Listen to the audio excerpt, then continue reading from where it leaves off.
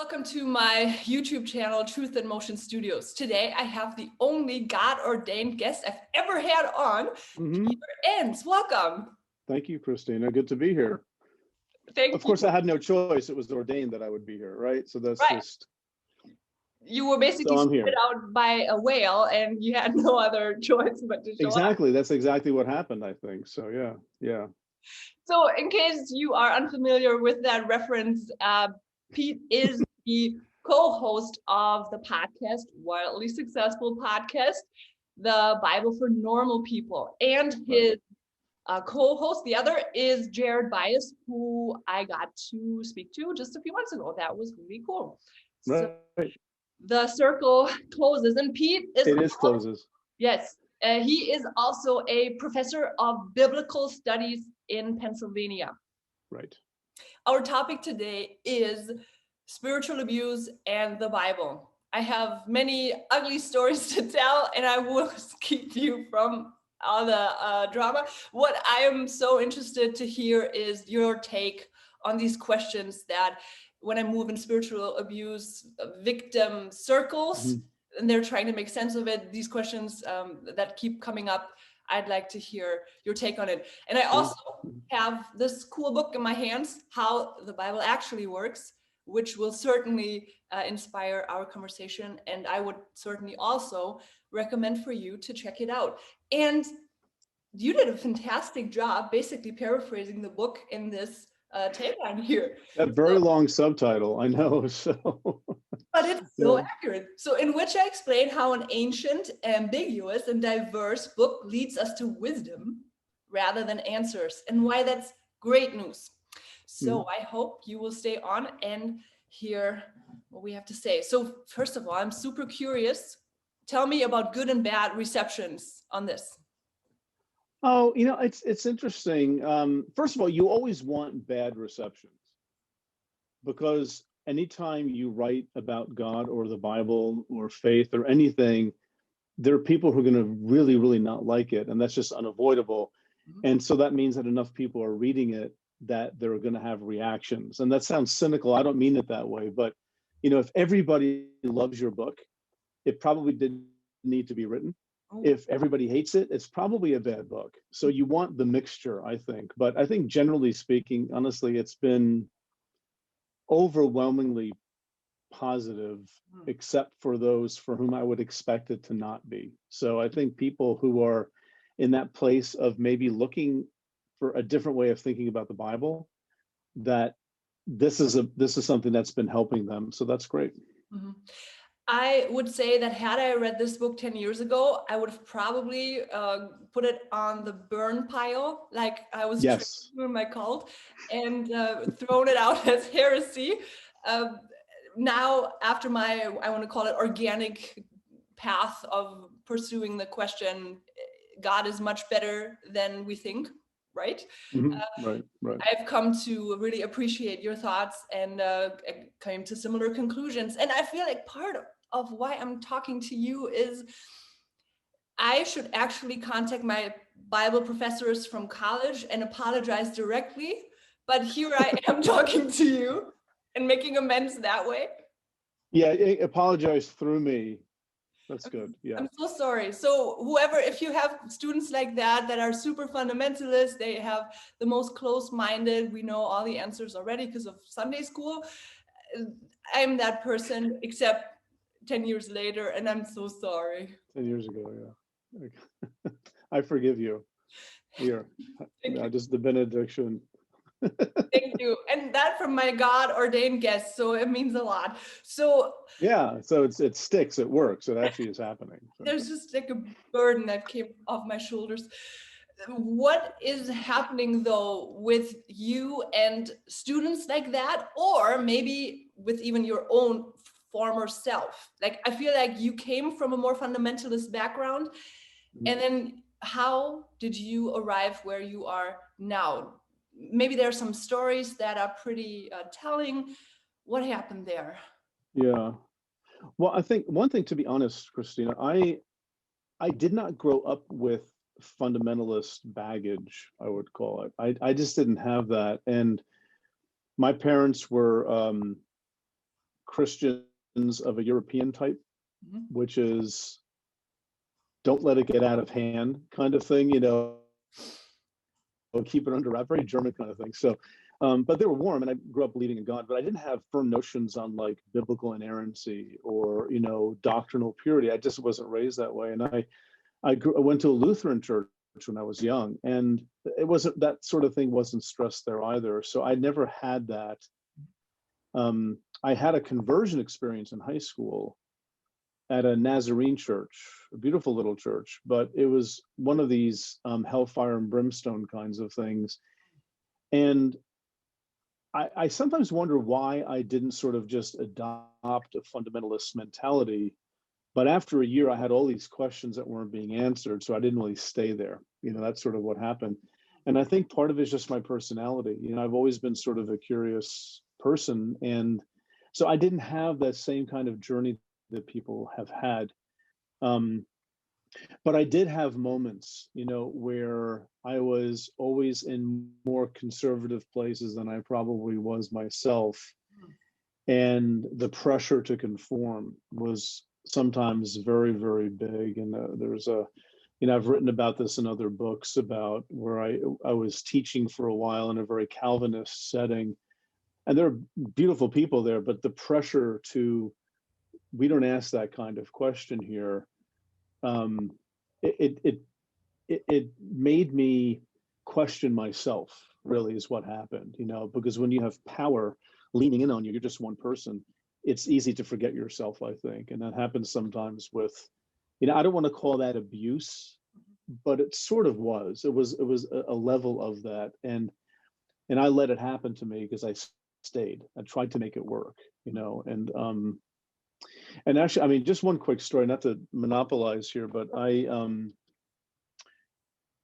few years ago, after all this was in my rearview mirror, I was seeing a therapist who wound up being a friend of mine, and I was telling him about all these moments where I just felt like this isn't right. I don't like what's happening. And he asked me, he said, well, why didn't you leave? Why didn't you just leave? And I thought about it, and I said, well, it's like my family, these people, because I went to school there myself. I knew the people. And I also said, you know, where I need a job, you know, I need money. How am I going to live? I have children. I have a mortgage. We have a car payment. What do I do? And he said to me, you know what you sound like? And I said, no, Ted, tell me, what do I sound like? He said, you sound like a battered spouse. Why don't you leave? Where will I go? What will I do? How will I live? And it hit me that, yeah, there is that dimension there. I would never compare my life with deep abuse that people have gone through. Because I think it's different being a white male too, right? I don't think we have that same kind of abuse kind of reactions, but it was there. And I could see how I allowed myself to be a part of something that at the end wasn't very healthy. So that really kicked off a series of just life experiences that brought me to be able to really get in touch with what I actually think about things. And it was a difficult process to go through, but at the end of it, I'm much better off than I was when I was there. Mm-hmm. You have written a book called The Sin of Certainty. Mm-hmm. And how would you say that sin of certainty manifested in your life? And how did you realize that that's not where you wanted to stay? Well, I realized I didn't want to stay there because it wasn't working. My life was falling apart. But I think it manifested itself in my life because I'm an intellectually oriented person. Mm-hmm. And that doesn't mean I'm right about everything. That doesn't mean I'm particularly smart, but I'm intellectually oriented. Mm-hmm. So I look for intellectual, mental constructs, categories to put things in. And when you're smart enough, you put those pieces together, you sort of like it that way, right? So I think for me, it was just the way to be Christian. And being, again, I don't mean to slam on Calvinists because there are all different types of Calvinists in the world, but Calvinists tend to have these rigorous, detailed theological systems mm-hmm. where each piece is connected to every other piece. If any one piece goes, the whole thing falls apart. Yeah. And so I think my intellectual agility was attracted to that sort of thing. Mm.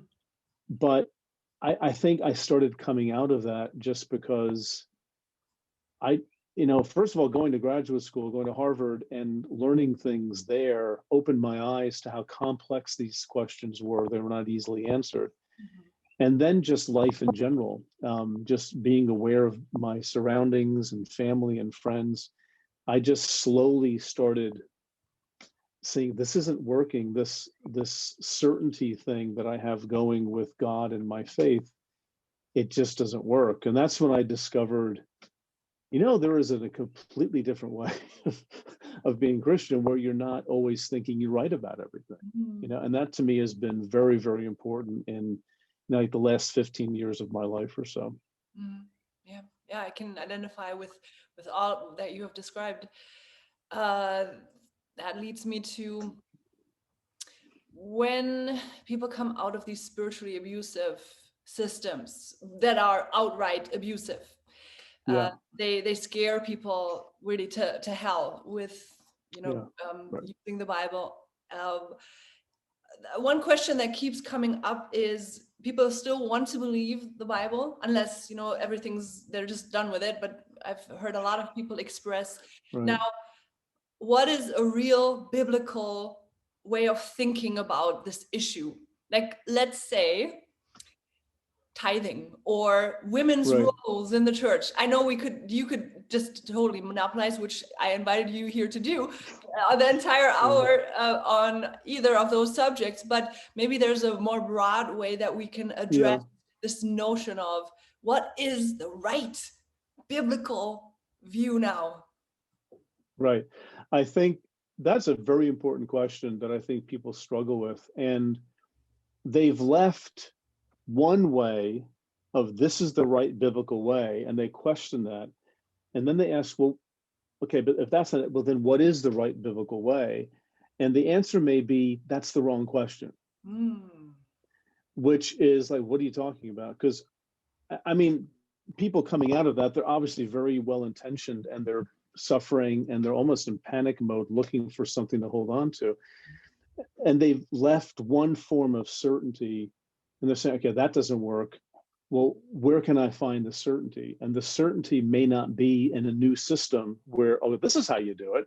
And if I peddled that, I'd be no different than anybody else. I think what you really come to, I think, eventually is an understanding that the Bible isn't there to give us all the answers in life.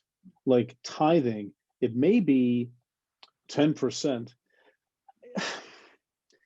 This is Old Testament stuff. Like I love the Bible, but there were issues there that made sense there.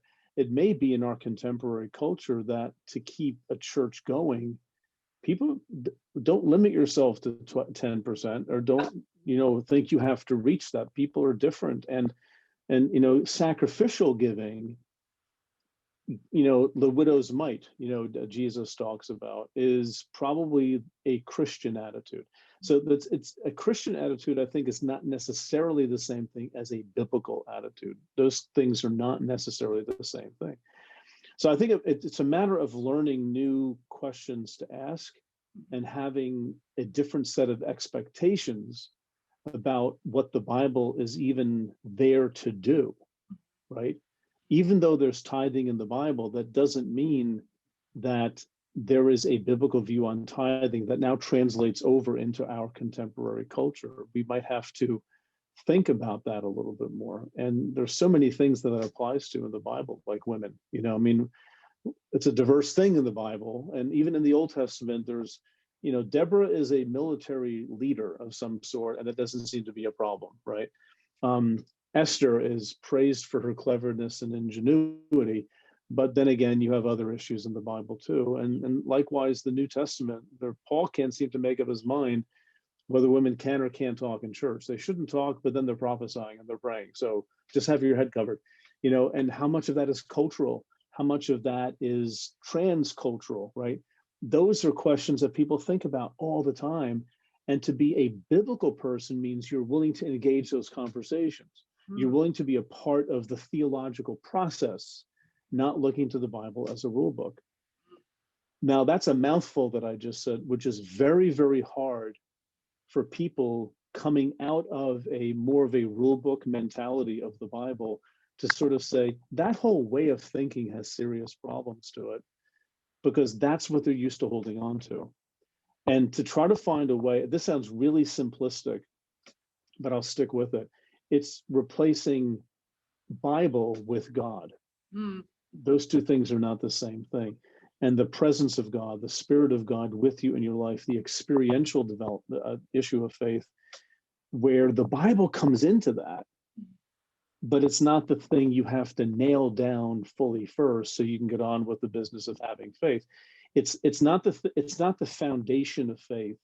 It's part of the process of a developing faith, engaging the Bible. And that's, you mean, talk about throwing things into the fire 10 years ago, Christina, that would have been right in there. I probably would have been along with it if I had said that to you 10 years ago. You were not a nice person 10 years ago, were you? No. So I'm not a nice person now. That's fine. So we're fine with that. So it evens out. Yeah, it evens out. Man, I remember hearing from Christians that the object of our faith is the Bible, and that I had to wrestle with when I studied theology in a public college in Germany. One of the first lessons I learned was that in theology, we're not like in biology, where we actually have something we can observe and we're looking through the microscope from above, but we are the little ones and we're trying to observe something huge. So it's a completely different perspective. We're the amoebas, and it's in our relationality that we are experiencing God together. So it's not even individualistic. I mean, what is the line at the end of Les Miserables, right? To love another person is to see the face of God, right? Which is straight out of 1 John chapter 4. It's a beautiful idea. It's in community that we see things. We're not, see, this is the thing. When people go to seminary, what we call it here in America, right? Seminary, it sometimes becomes a top-down thing where we're studying God and God becomes an object of study. And this whole thing, though, it is truly a very experiential issue where texts come into view and church teaching comes into view. Those things are never outside of the discussion. But if we think of this whole thing as almost an academic topic purely that we can objectify, like biology, like we have the microscope and things like that, it's a fundamental problem. And this is why people's faith can dry up during seminary. And it's a very, very common thing, even conservative seminaries, because God becomes the thing that you study, which is actually fine. To study how people have talked about God throughout history is a very important thing to do. But that can wind up becoming the whole thing, right? And that becomes, I think, a real problem for people. Yeah. And it feels like this rug being pulled from under you because you were trained to think that you are acceptable to God if your theological house is just right. Right. That is, I think that's the essence of a lot of Western Christianity, if I can say. That's a very blanket statement. It certainly holds for American fundamentalists and evangelicals. I think it also holds on the other side too, a little bit. You have to have certain views and then God's happy with you. And, your views and God's views happen to align very nicely, so there's rarely a problem there. But I think the level of ideas, if that's where we locate our sense of God's presence, if that's all it is, right, those ideas come and go. See, this is why people, Christians and Jews that I know too, they talk about the power of liturgy in the life of faith, because the ideas come and go. The way you put the pieces of the universe together, they come and go, but the practices can actually mold you and shape you deep down, where you go through a period of 10 years where nothing makes sense, which happens. There are things in your life to lean on beyond your thoughts, right? If the whole faith is based on our thinking, when the thinking goes, what do you have? Well, you don't have community, because the community throws you out, right? You don't have the Bible because you can't stand reading the Bible anymore. It's just you're done with it. I don't blame you.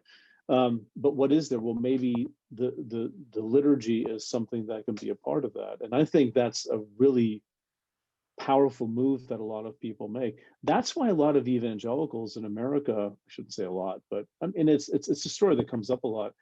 People leave evangelicalism for Roman Catholicism, the Eastern Orthodox Church, or Episcopalianism. Mhm. Why? Because of deep tradition and liturgy, where it's not about everybody has to hold the same kind of theological precision. Mm. You know. Yeah. So I just want to see your jaw drop a little bit. Here's Okay. something that I was taught in my cult. That's something you do with the Bible. It's the point at a random part in the Bible, and then that's the word of the Lord to you in that moment. And for some Right. reason, it often is hell and judgment and terrible, which is why, as you described a little bit earlier, I actually had to stop reading the Bible for I don't wonder years. I can't even put it Oh, together. I'm sure. Yeah. Because I Yeah. couldn't remove myself from this is my relationship to Jesus. This Right. reading it is it. So what do you say once your jaw is back up from the floor? What do you say to that? Well, I've heard that before. This is not new. I know people who've made life decisions based on that kind of thinking. And I don't think that's what the Bible is, right? I think it's actually, that's not a high, lofty, respectful view of the text. That's making the Bible out to be some sort of a lucky charm, or your butler that's going to do your bidding for you or something. And to open it up and God's going to give me the answer. Oh, no. You have to work it out. You do not get a get out of thinking free card. You always have to think and experience and discern things with other people. So I don't think this is honoring of the Christian faith. I don't think it's honoring of God. I don't think it's honoring of the Bible, because when you read it, if you start from the Christian Bible, go from Genesis to Revelation, there's clearly a big narrative. There's a story being told. It's sometimes hard to track with it, but it's a narrative. And that becomes pretty clear. And you don't take lines from a narrative and just sort of do whatever you want with them, or think that God's going to speak to you. It's like taking, the Lord of the Rings or something and opening up to, volume 2, page 86, and here's a line, and this is Tolkien speaking to you.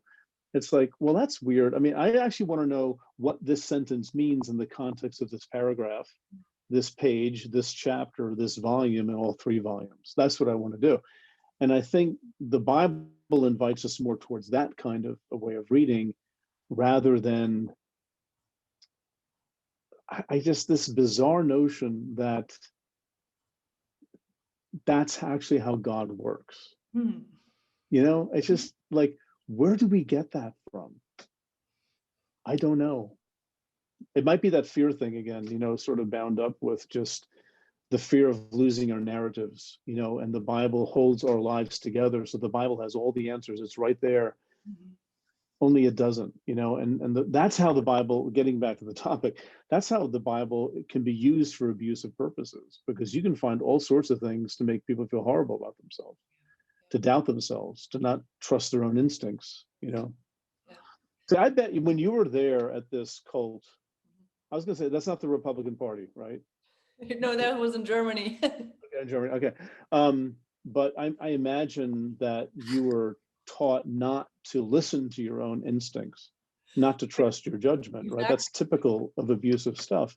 Yeah. And I've come to think and believe firmly that, like a good parent, I think God wants us to learn to trust our own judgment. It's having it formed in such a way. It's like with children, right? You don't want, good parents want their children to become wise, independent thinking adults who make wise decisions based on tradition and experience and common sense and things like that. And I think the way of reading the Bible that you've expressed is a way of making sure that you never become an adult. You're always a little tiny baby waiting for somebody to feed you, right? And there are all sorts of levels of weirdness with reading the Bible that way. So Yeah, yeah, and all aim to protect you from making a mistake so that God doesn't Right. have to exclude you from his love or something. Well, you see, that's another thing, Christina. That is. I'm glad you mentioned that, because this is built into this transactional view of God that many people talk about, and I talk about it too because I don't think it's good. That God's pretty much basically angry with you. Let's just get that on the table right away. And okay, fine, I'll put up with you. Let's call it grace. I'll tolerate you. Just here are the rules. If you don't follow these rules, you're in deep trouble, and it's not going to be long before I turn my back on you or zap you. And if you obey, well, then everything goes well, everything goes right. Yeah. And the thing is, there are parts of the Bible that talk like that.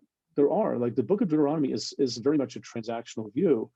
But then you have the beautiful book of Job and the beautiful book of Ecclesiastes and the beautiful lament psalms that take to task that very way of thinking about God. You have the gospel itself that takes to task that very way of thinking about God.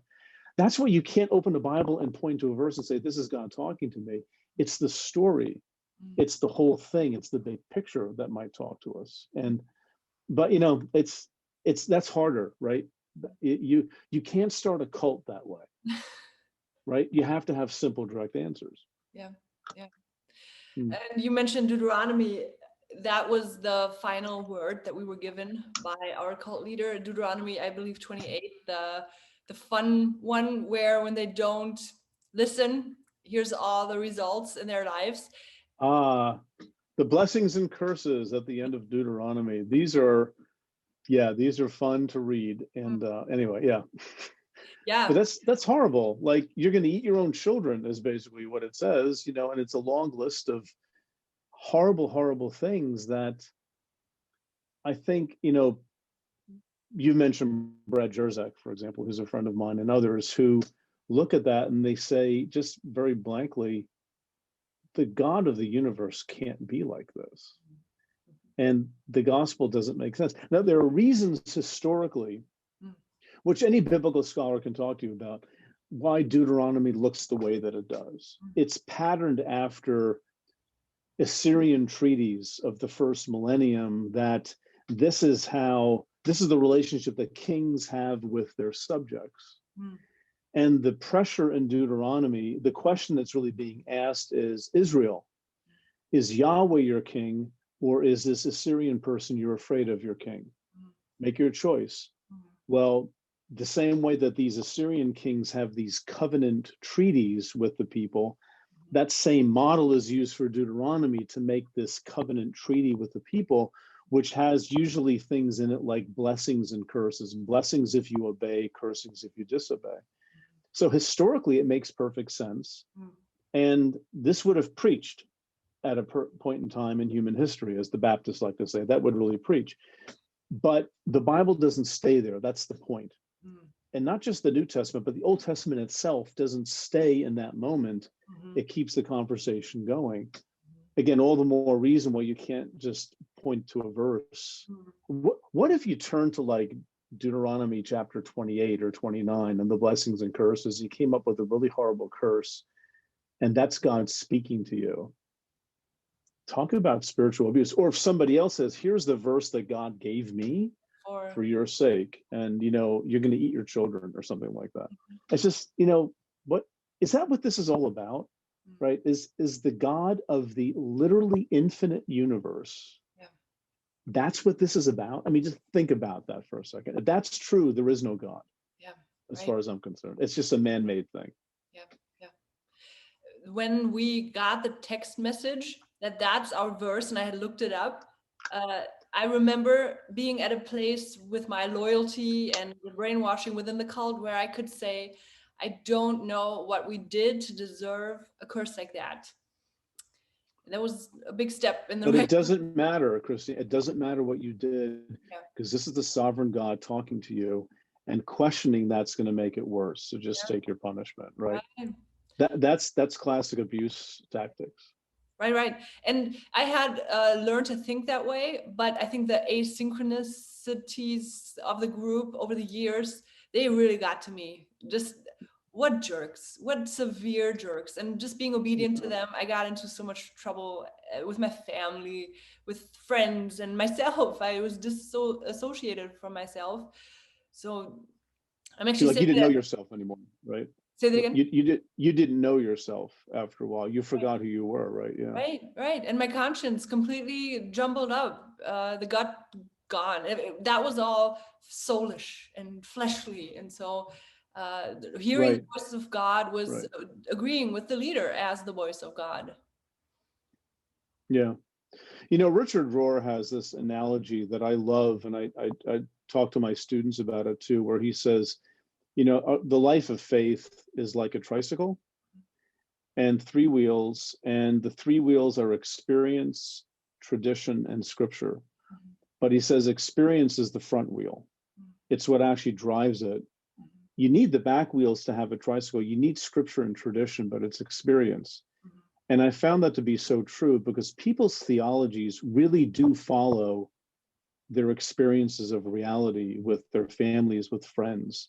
You know, people's theologies change if they have no friends, right? Or when they're arguing with their spouse or something, or just how we reflect on the nature of God actually changes. That's inescapable. And to tell people your experience means nothing. Well, what are you left with? The Bible. Actually, we're not left with the Bible. We're left with what you're telling us about the Bible. So we're simply substituting our experience for your experience.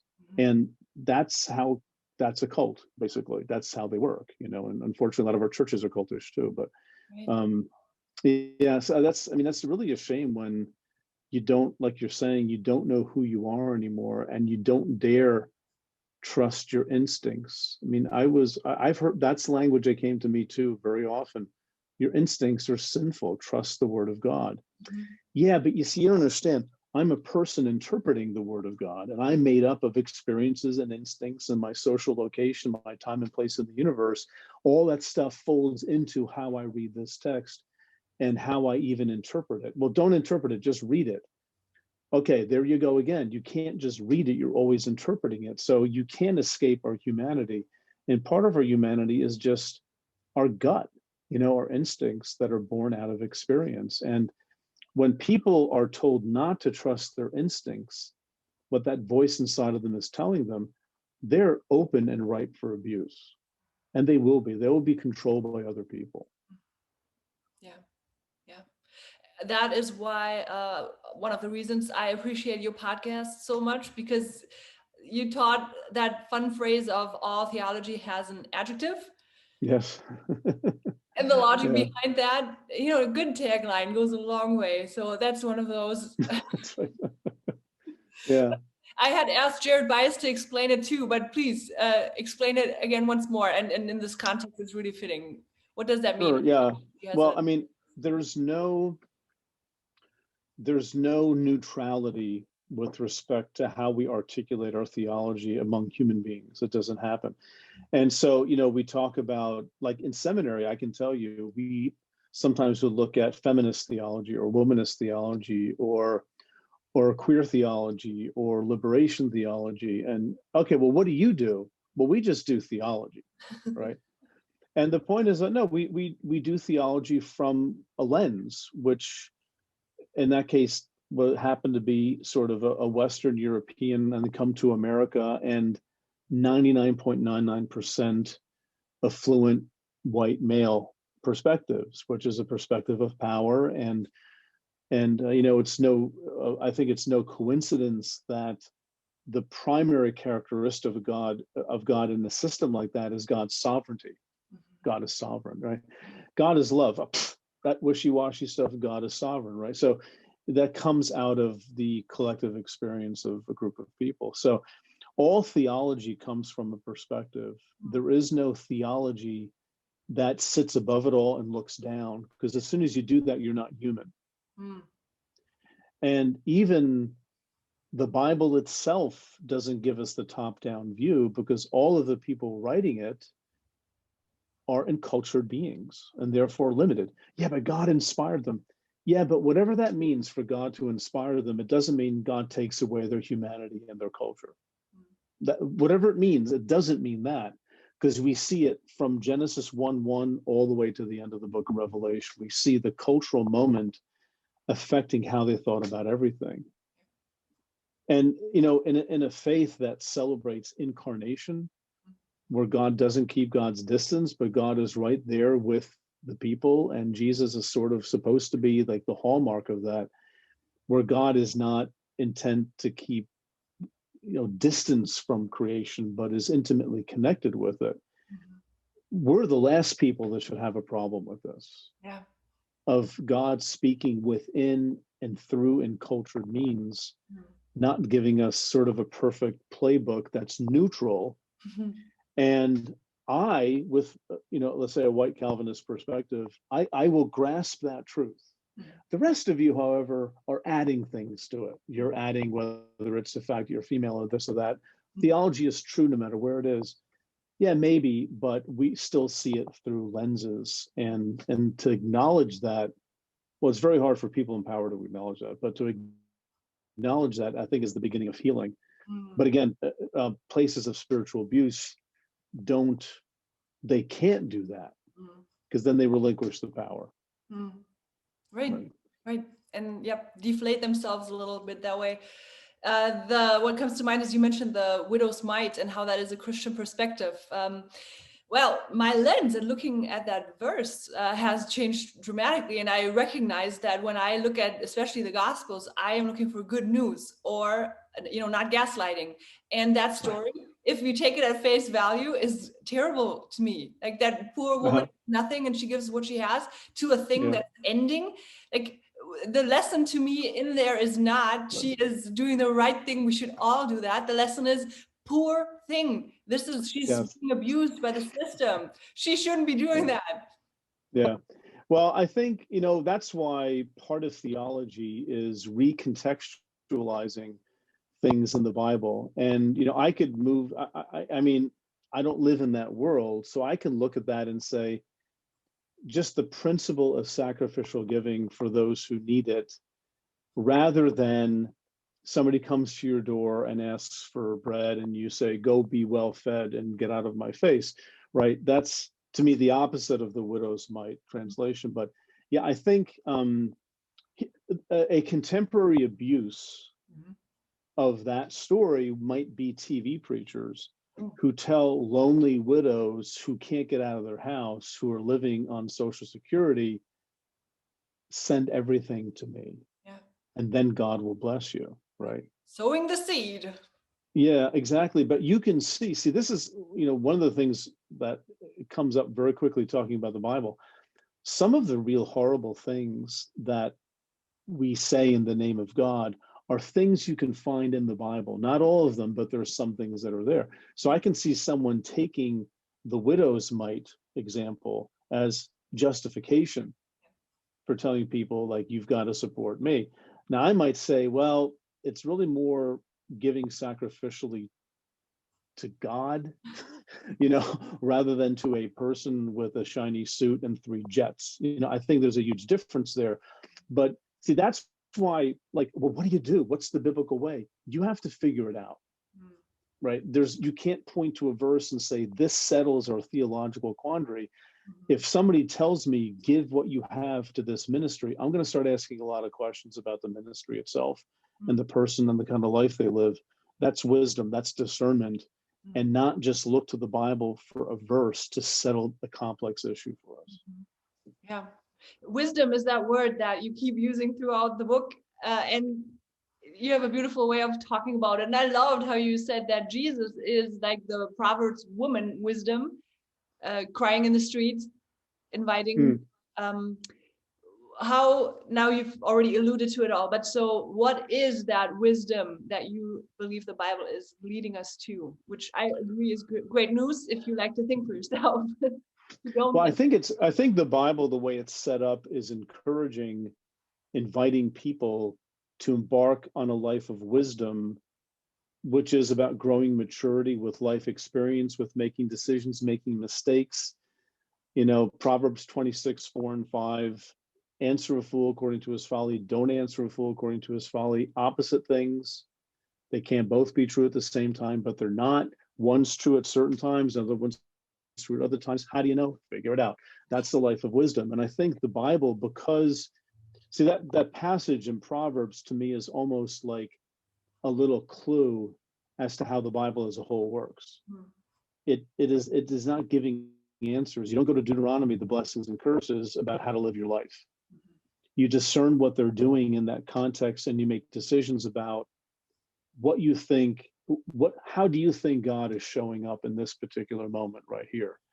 And that is always a wisdom move and not a read a passage move. It's never found in passages. Even the clearest passages you can think of, it's still not found there. What do I do here? Well, you love your neighbor. Okay, what does it mean to love my neighbor here in this situation, right? Well, love your neighbor as yourself. I don't know how I love myself. You're asking a lot of questions here. I can't, the verse doesn't help me with what to actually do. What you do is a matter of discernment over time. Do I give my relative $1,000 to get them out of a hole? Do I do it again and again and again before I start asking questions? How do I love my neighbor as myself? What does it mean to love my neighbor right here, right now? So I think that is the wisdom idea, where in your life, we're building up experiences individually and communally, and we're struggling with scripture, and we're, trying to sense the presence of God in our lives. And you gain more wisdom as time goes on. This is why old people have wisdom and 15-year-olds don't, right? I mean, or they have less, they have different kind of wisdom, right? So that it's to me, that notion is not really a stretch. I think it's pretty fundamental to the notion of the Christian life, which takes the Bible and sort of puts it in its place, right? Not as the rule book, but as what role does the Bible play in all this? I think the Bible is a means of grace. It's an access point to begin struggling with God and to begin struggling with our world, because the Bible is itself so diverse. It doesn't give you the answers, but it shows us people working out what it means to be connected to the Creator at various points in time in the history of this people called the Israelites. Yeah. Again, that doesn't work. You can't start a cult that way, right? You can't start a cult that way. Right. But you can have a Christian life that way. Yeah. The part that people very much struggle with is that with so much authority, especially in the Old Testament, but then also Paul, statements from the I perspective are made, God's being a real jerk, but it's God saying it. So what do you tell to people that struggle with, he told them to murder them all, or Paul differentiating between when he is sharing his own opinion and when he's not, and mostly he's not sharing his own opinion. So how do you wrestle with that? Well, I think the important thing is just to say it's okay to wrestle with that, right? And that sort of, I think, sets the whole discussion on another level. I'm one of these Christians who thinks that, and this is a very Wesleyan kind of an idea, if you judge scripture on the basis of the gospel. Now, what does that mean? Well, that's a good question too. How do you define gospel? What does that mean? That is an issue, but leaving that to the side for a moment. So you have, for example, God saying, kill everybody, and I'm giving you their land. Or by chapter 6 of the Bible, God's out of ideas, everybody drowns, right?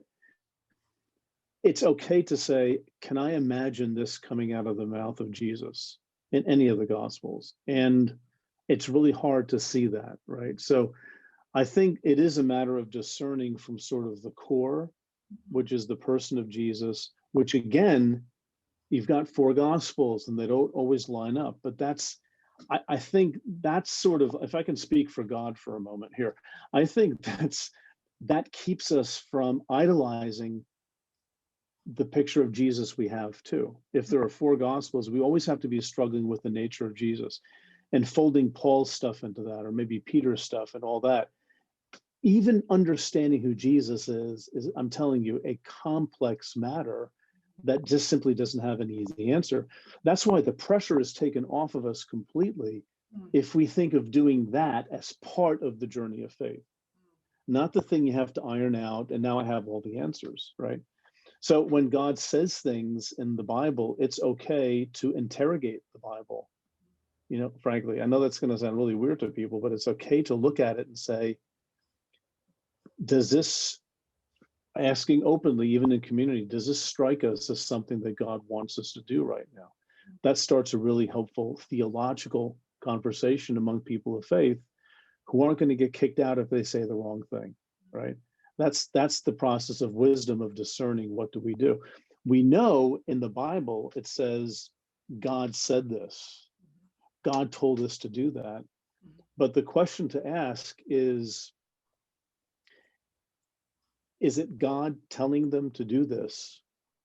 Or is that their understanding of what they think God wants them to do? And right there, we've left a view of the Bible that you're going to turn to and find verses and point to it, right? We're looking at the Bible as itself an expression of the faith of people, genuine faith of people in the real God, but genuine faith of people that changed and morphed and transformed, where there are debates within the Bible. Even in the New Testament, there are debates between authors about what's real and what isn't. You know, we're seeing that in the Bible itself. And that's how you look at those questions. Like, but it says right there, God said this, right? If it were that simple, no one would be discussing it, right? That gets us into the bigger questions that really drives, you know, the Bible for normal people is, what is the Bible and what do we do with it? Those are questions that never go away. Yeah. But it takes time to get there, right, Christine? It's not like I'm leaving a cult, I'll have this whole new way of thinking of reality. It takes time to do that. It takes years and years and years to move out of that way of thinking. Yeah, and a lot of it for me was rooted in the fear of God. I was so afraid, right. And so you can't ask questions. But then once that fear is gone, yeah, I am. Let me take a look at the time here. So final sort of question. I hope you still. You're still with me. So I was reading this book in a room, and someone else was in that room, and they were like, "So, what are you reading?" So I'm giving the title and the tag, the subtitle, and they're like,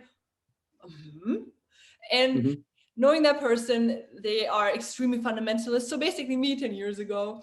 I just read from the point you just mentioned a little bit earlier about Proverbs, how just 2 verses in a row, it totally seems to, what's the word? Contradict each other. Only seems to contradict, right? But it doesn't really. So yeah. And then so I said, well, but this is an invitation to think and to try to wrestle with it. Well, his answer was, well, when that happens, I go and look in the manuscript. Because usually those kinds of discrepancies can be cleaned up when you look at the manuscript. So your what manuscript is this person talking about? Anyway, And I had just listened to your talk on comparing to the fake story of Les Mis and how complicated roads and trade and thousands and years and whatnot. So that's what I sort of said. I said, which manuscript would that be?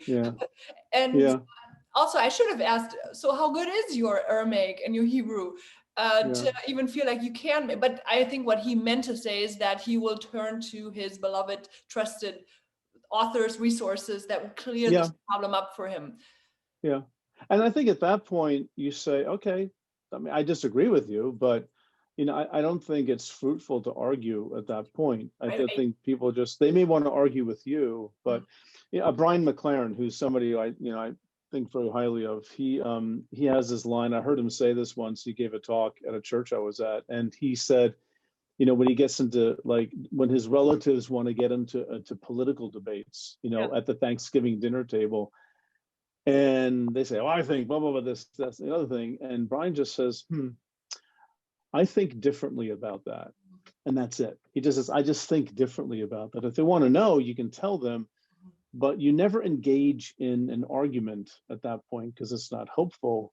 Maybe the most you can do is leave people with a couple of questions that maybe they hadn't thought about, like, which manuscript are you talking about? And I mean, I could have said easily, yeah, looking at Hebrew never clears these up. It doesn't. In fact, if you look carefully, it causes more problems you're not even aware of because your English translators have smoothed over them. Yeah. So you have no idea what you're getting yourself into right now if you're going to go down that road. Right. But that's useless.